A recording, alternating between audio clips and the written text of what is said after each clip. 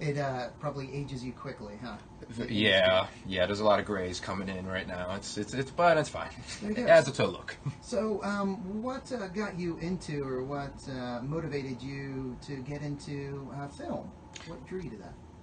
Drawn in the film. I mean, it's always been one thing that I've always looked at doing since I've been a kid. Uh huh. Is always looking to create, always looking to build worlds, always looking to create an escape for people. You know, create a storyline, create a world. And I never thought possibly I could do film. I grew up in Northern Illinois, in Sycamore, Illinois. I grew up there, and we never really had that option.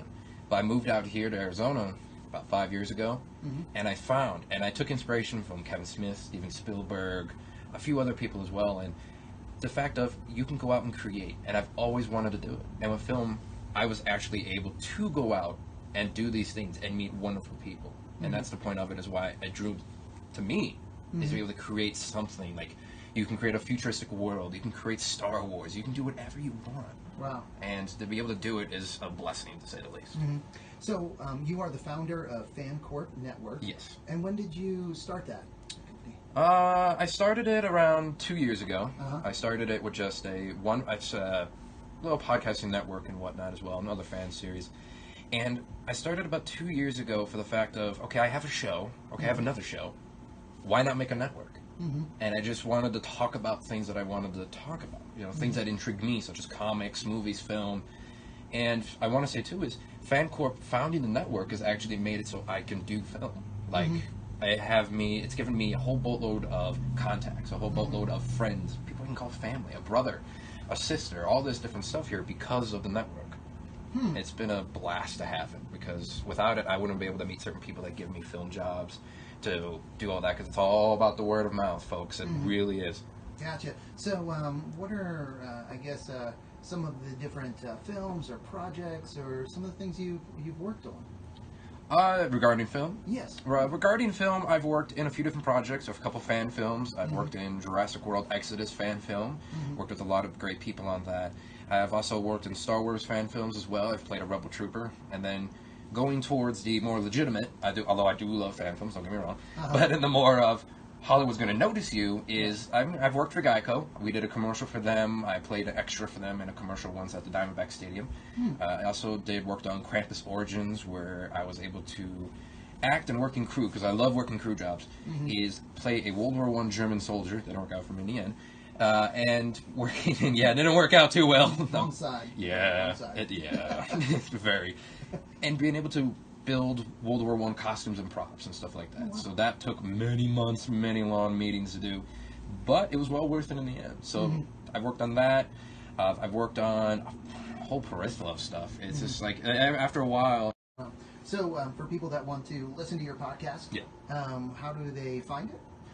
They can find it on the Comic Chronicle podcast with interviews with actors who play comic characters. We have writers, artists, when we big hit things such as Spider-Man, Superman, all that fun stuff. You can find us at comicchronicle.podbean.com. You can also find the Comic Chronicle podcast on Spotify, Stitcher, and iTunes podcast. So that's Comic Chronicle at podbean.com. Yes. There we go. Cool.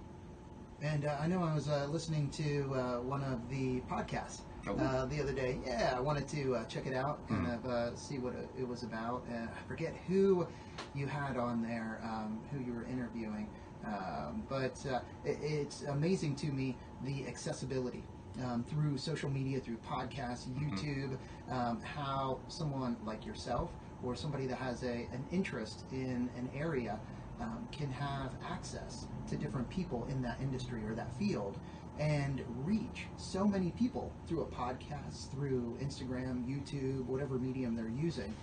It's just amazing, because it used to be just TV, radio, newspaper, that was it. But now with social media and just all these different outlets, anybody can really be reaching just thousands or millions of people. Yeah, it's insane. It is insanity. That's the best word to put for it, because with the modern age that we have, yes, we got positives, yes, we got negatives, but the fun fact is we have the chance to be able to create. We have the chance, like anybody listening, you can start a podcast.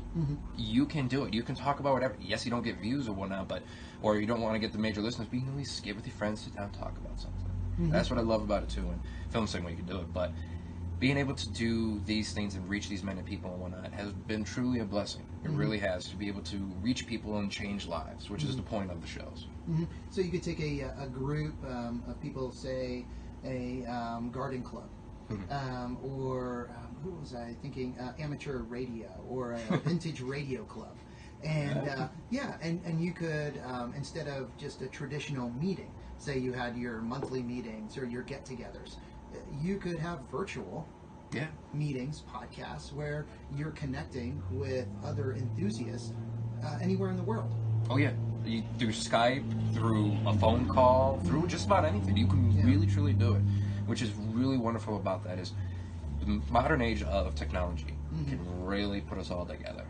Let's make the best use for it, and that's what podcasting does. It puts us together. Like, you meet like-minded people who you never. People have actually. I've known people who've gotten married because of podcasting.